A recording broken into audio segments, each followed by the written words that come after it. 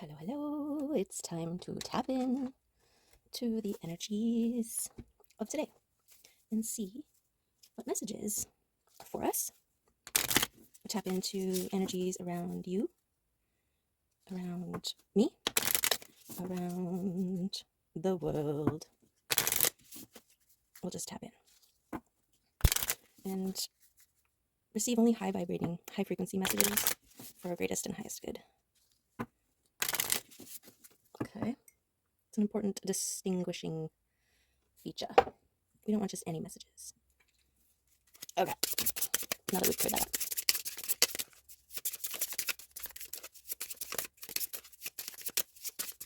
That might be the first message, actually, is to be intentional about your energy and your space and your space's energy. There's a lot of chaotic energy swirling around, so you may have to make it a regular practice to just keep cleansing, energetic cleansing. Burning sage, get a little spritzer bottle. Hagelas. Hagulas. Okay, no, that's not the right book. This is the book. Keywords: disruption, endings and beginnings, transformation, radical change, and completion. We've got blue lightning, which is a very powerful. Speaking of chaos energy. So we'll see, where's this reading going to take us? Disruptions, like towers, sudden changes, sudden evolutions, sudden epiphanies, movement, growth, change, release. The energy of release reveals the real you and takes away the prejudices you have about yourself. In that way, and through your altered thought patterns, your brain triggers your DNA to develop further. Let go of things that no longer serve you, and you will notice new doors opening up. Yes. Awesome. This is that spring cleaning, spring purging energy. Clear away the old, make space for the new. You want that new car, better clean out the garage so you got a place to park it.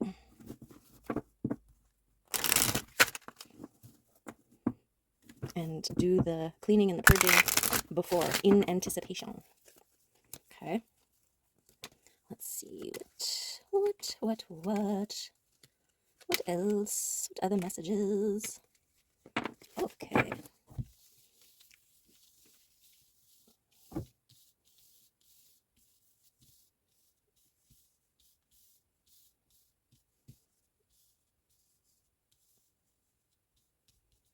Okay, let's do it. The King of Swords and something in the background, something yet to be revealed, something happening behind the scenes. This is also a trust in things happening behind the scenes, and this is also trust in something that you have done, right? This is like the same kind of trust of this person planting a seed and trusting that under the surface where they can't see, it's growing into the beautiful thing that it will be. Okay, the King of Swords. This is masculine energy, transformed masculine, precision, exacting, diligent. What else? Systematic. Oh, King of Swords in the Queen of Cups. So this could be a balanced masculine, feminine, transformed, taking precise action and being heart-filled, balanced emotionally. This could also be a masculine energy who is looking at a feminine energy here. We've got the work. See, this is the work that you've done in the past, bearing fruit, something coming about your work here. A mastery. This is also like, yeah, mastery, like learning, like a master's degree. So underwork here. And this Nine of Wands is like a spiritual connection, a spiritual abundance. Woohoo! Doubts and fears, ego and pride, limiting beliefs, things holding you back. Let's see. Hermit and spark of the new.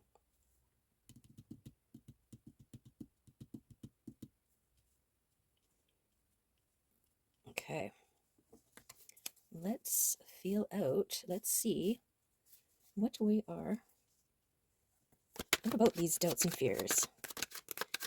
Overcoming ego and pride in the spiritual realm. Avoiding. Aha.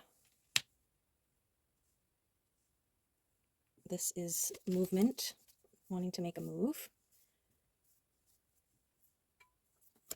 What's this devil here? Devil energy can be external forces as well as internal forces, but it's like adversary. Anything that blocks you, comes up against you. And yeah, it can be in your mind as well as other people's projections and so forth. Reciprocating relationships. So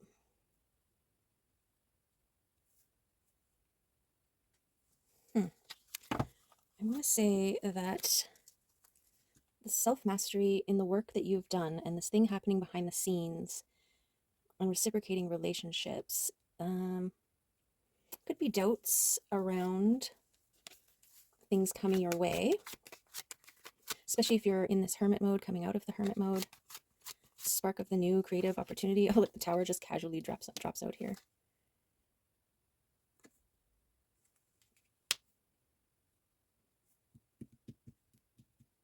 This also could be people who are wanting a piece of you. You know, like those ill intent saboteurs. The ones that try to compete with you or want to see you fail to make themselves feel better. This is taking control of your own life. This is the balancing of the masculine and feminine energies and a conscious awareness or attempt at. So maybe this is this here. So a tower is while you're in hermit mode, you may have become enlightened to your own things that hold you back, even relationships, right? Gaining a better perspective. See, once we're no longer reliant on external validation, relationships start to change, right? You start to see things differently, clearly. You're no longer driven or, based on ego, right? The ego and pride is what holds you back. And by taking control of your life here, balancing the masculine and the feminine and your spiritual connection. And then we've got the tower here, right? It's a huge tower. All of a sudden you're like, oh my God, I'm surrounded by people who are just in it to hold me back, to hold me down. Like they have ulterior motives to being a part of my life.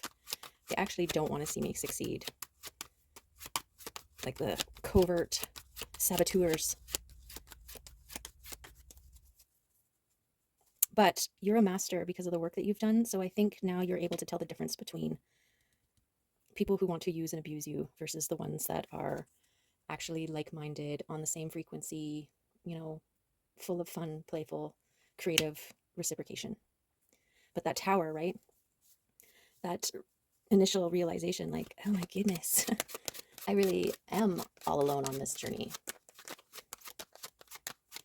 I think that's the power of the hermiting mode.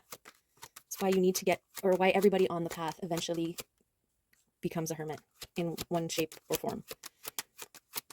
And I think it's a necessary re-establishing of a proper foundation of you.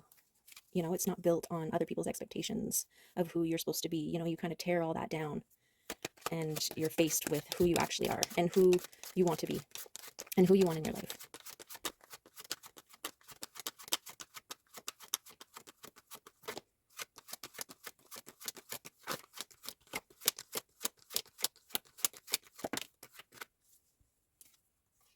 This is momentum.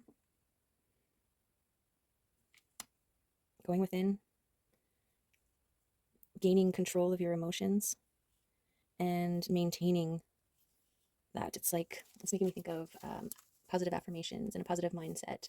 You're like rewiring your brain away from dwelling on the things that aren't working and instead focusing on the things that are. And, it's like at any point we can change with our perspective, whether we are on a downward spiral or an upward spiral.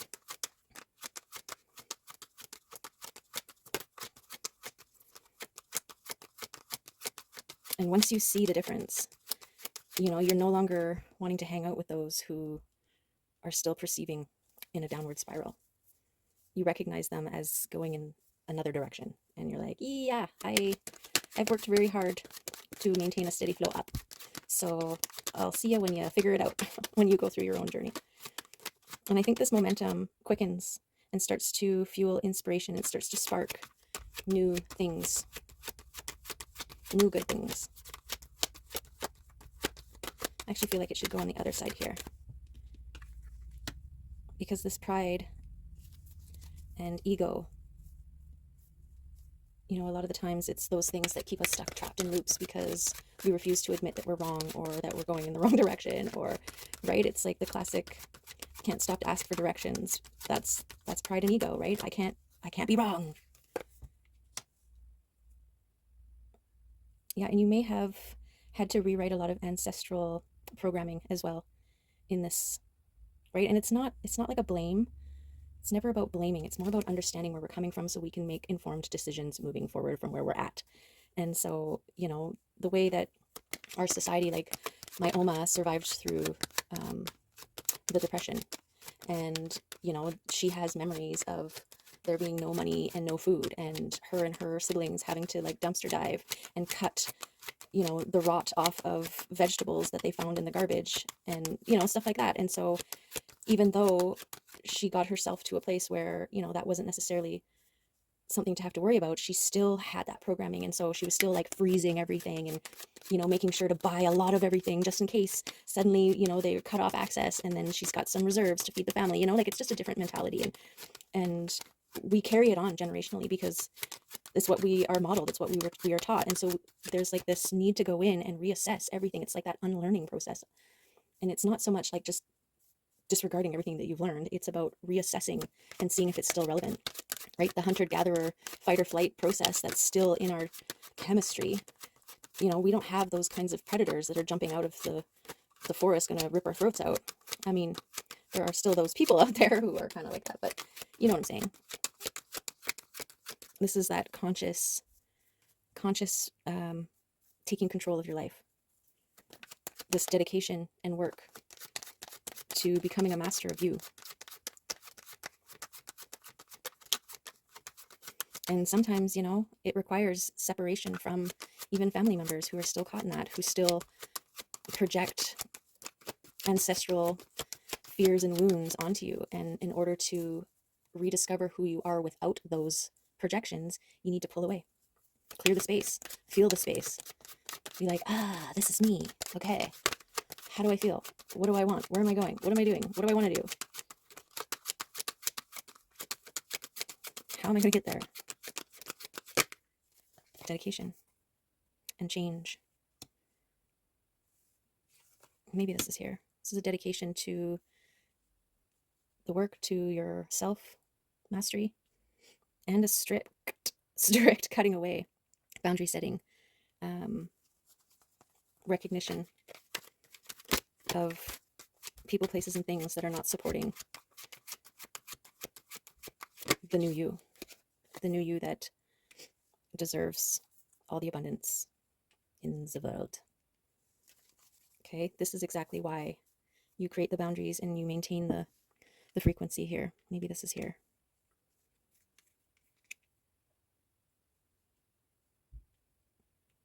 Because it's in the process of your spiritual connection, you're combining your hand in combining your masculine and feminine energies, maintaining a momentum, getting over your ego and your pride, and being ready to move forward,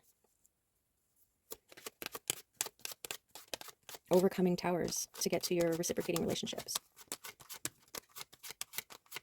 It's also like a perspective change where you start to acknowledge towers as necessary purging.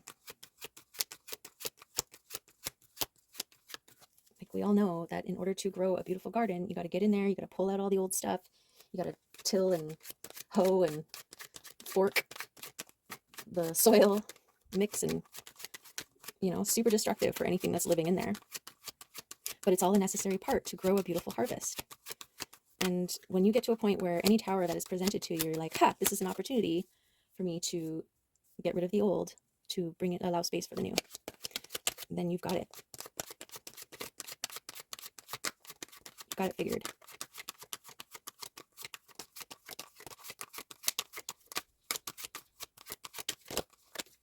We've got judgment here.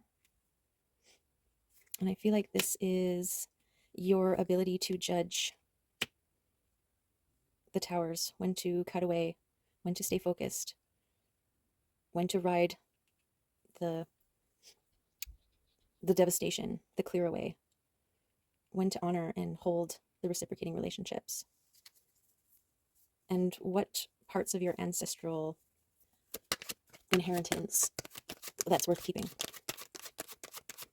Right? Those old musty linens from 1875 that are just drawing in mothballs and the smell never goes away and you touch them and they fall apart. It might be time to let those go.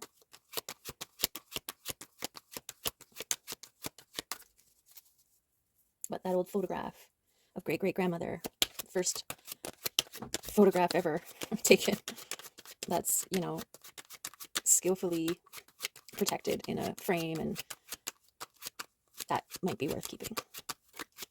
But let's take it out of a box and stick it on a wall or something, you know?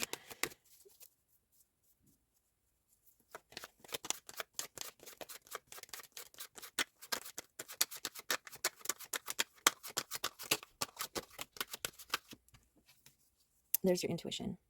So another thing about the hermit mode, recognizing towers as being part of evolution, part of the death and rebirth cycle, this maintaining this momentum by having a safe space, a sanctuary that you come to, even if it's like going for a walk in nature. Nature is the perfect sanctuary, right? This understanding and connection with your ancestry and this readiness to move with inspired action. It's also a reconnecting with your intuition, with your higher self, with your inner knowing,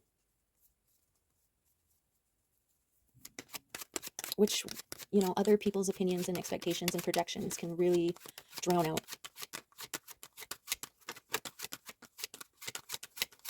The hermit represents like a dedication to you, a coming back to self.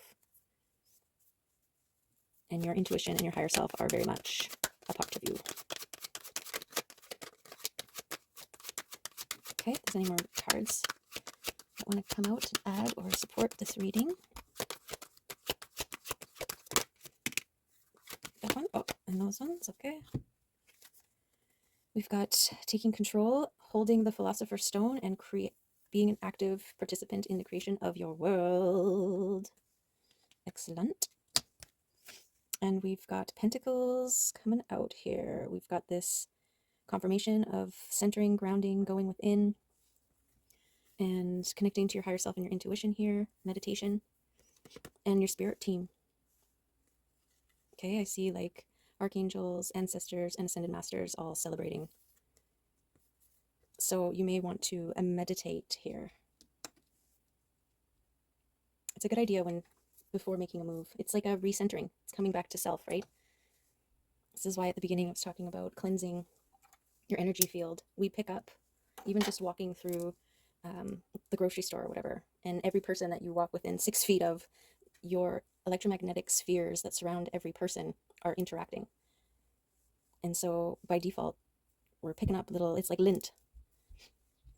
And so by saging, by intentionally cleansing, you are removing any lint you've picked up from others as you move throughout your day.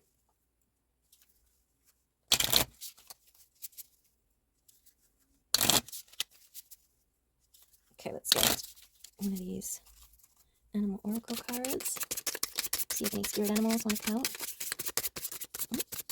Whoa. Let's not get crazy.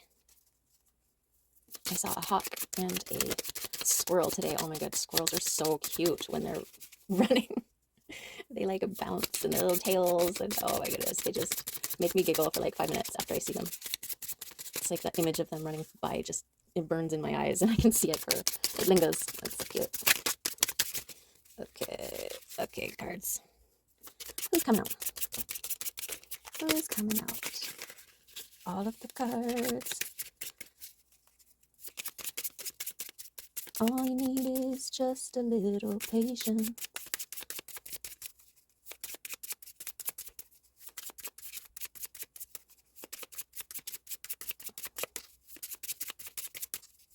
Okay.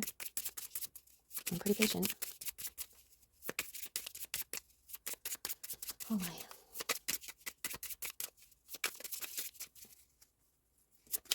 Okay, last chance, and then we're just gonna pick one. Did I say last chance? There. Oh, wait. Okay. What just happened? Dolphin. And these guys? Shark, buffalo, and the peacock? I don't know. Alright. I guess so.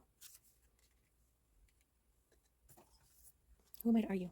I asked, and we received, so. Okay, peacock. Inner beauty, compassion, assimilator of anything. The beauty of the peacock is unrivaled. It's easy to think it comes from the plumage, but the secret of the peacock is that the beauty resides within and extends outward indefinitely.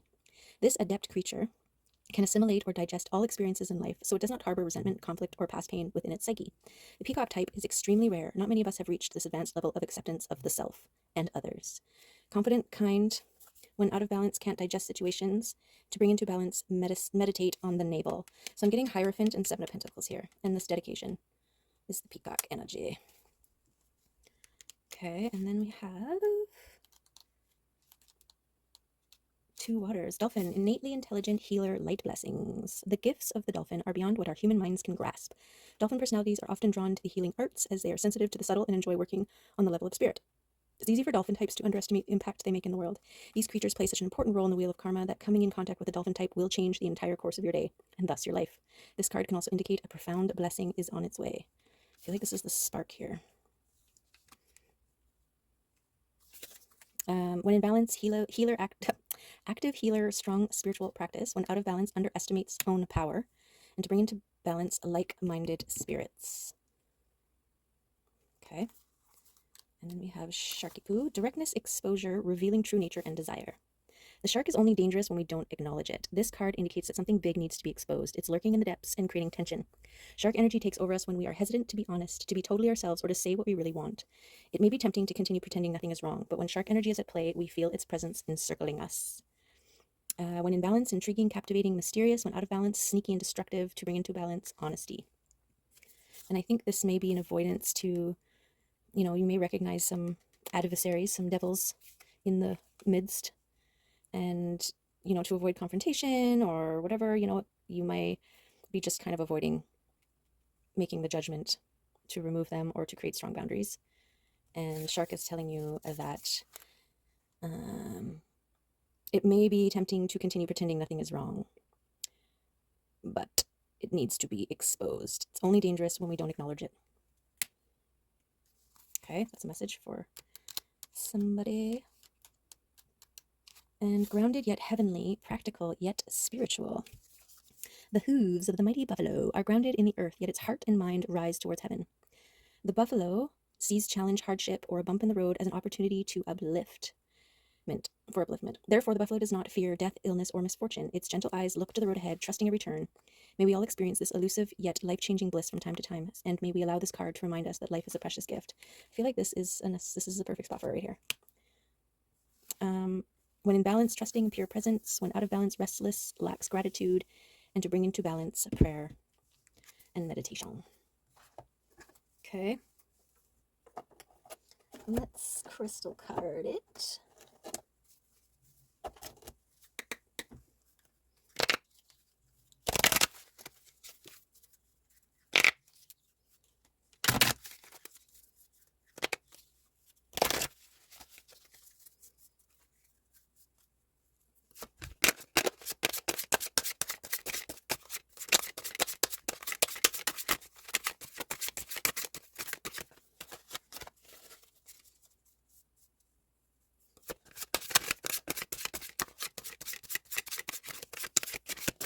Whoa.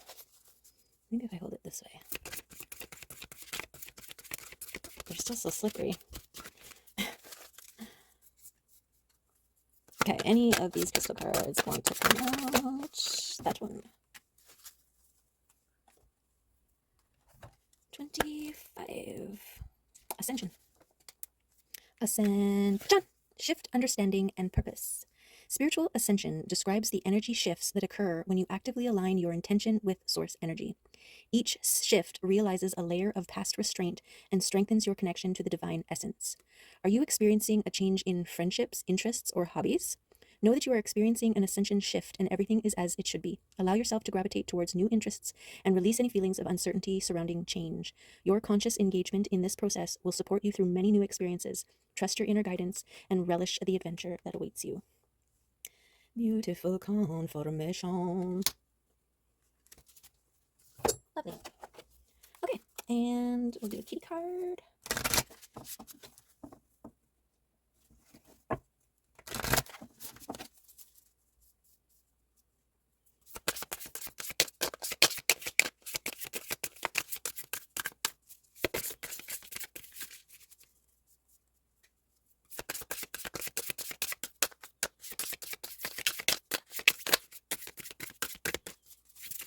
If any of the kitties want to come out and play, that's come all the way out and play. Those guys.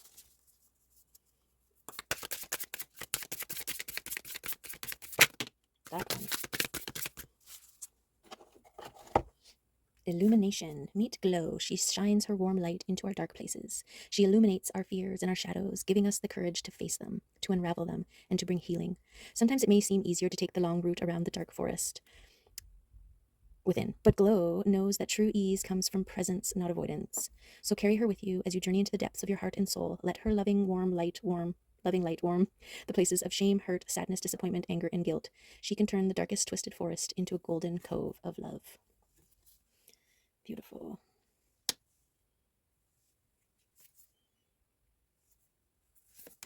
Majesty. Meet Majesty. She lives inside each one of us. She is the queen of the vulnerable heart, the yearning soul, and the seeking mind. She helps us see our majesty, helps us to honor our gifts, hone our skills, and be true to our world. Let us not diminish ourselves with endless self-criticism and self-negation. We must wear our crown of light and love with confidence, grace, and generosity of spirit. We all have something to teach and share with our fellows. Cultivate kindness and respect towards yourself so that your gifts may flourish and be shared freely with those around you. Beautiful. Love it. And relaxation. Meet Molly like a cloud. She is the embodiment of that luscious state between purring and sleep. Molly understands the healing magic of stretching her paws, arching her back, letting out a long mew, then settling into a cozy circle of softness and rest. For a moment, or maybe longer, let go of everything you feel you have to do, and consciously relax your body and mind. Slow down your breath, savor the stillness between each inhale and exhale. Close your eyes, unwind, soften. You deserve the gentle healing of relaxation. Beautiful. Okay.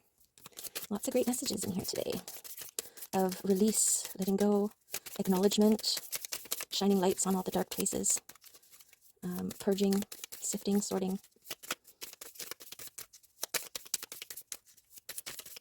and dedication to self. Right, the main card was release. Peace and presence. Beautiful. There you have it.